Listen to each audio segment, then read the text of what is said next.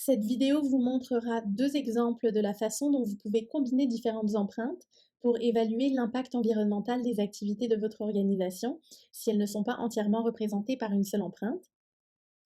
Donc, qu'est-ce qu'une empreinte?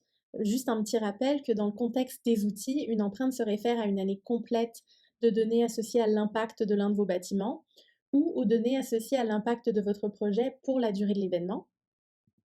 Tout d'abord, regardons les 6 différents types d'empreintes disponibles dans les outils. Il y a donc 6 types d'empreintes que vous pouvez créer.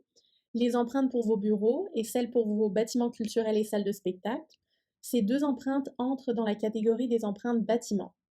Et puis les empreintes événements intérieurs, événements extérieurs, tournées et production, qui entrent, elles, dans la catégorie des empreintes de type projet. Sous chaque type d'empreinte se trouve le type d'information qui est pris en compte dans le calcul de l'empreinte carbone, étant donné que l'empreinte environnementale des activités de votre organisation peut nécessiter la création de plusieurs empreintes pour obtenir une vue complète des émissions de carbone qu'elles génèrent. Vous pouvez choisir plusieurs empreintes ou même parties d'empreintes seulement pour obtenir une image complète.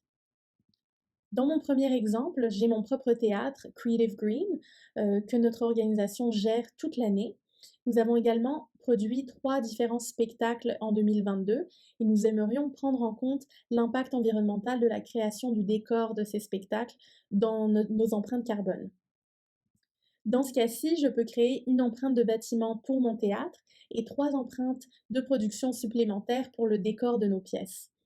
Après cela, je pourrais aller dans la section des résultats des outils, sélectionner l'année 2022 et analyser les émissions de carbone pour l'année 2022 et voir l'impact environnemental de mes 4 empreintes ensemble, mais aussi les analyser et les comparer individuellement. Dans mon deuxième exemple, je veux examiner l'impact environnemental du festival de musique que j'ai organisé l'été dernier.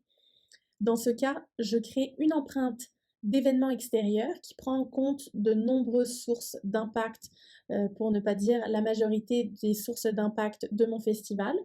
Mais je veux aussi prendre en compte l'impact du logement de plusieurs artistes dans des chambres d'hôtel pendant le long week-end de mon festival. Sachant que l'empreinte tournée est la seule à prendre en compte l'hébergement dans ces calculs, je vais donc créer une empreinte tournée que j'appellerai hébergement pour mon festival et je ne remplirai que l'onglet hébergement.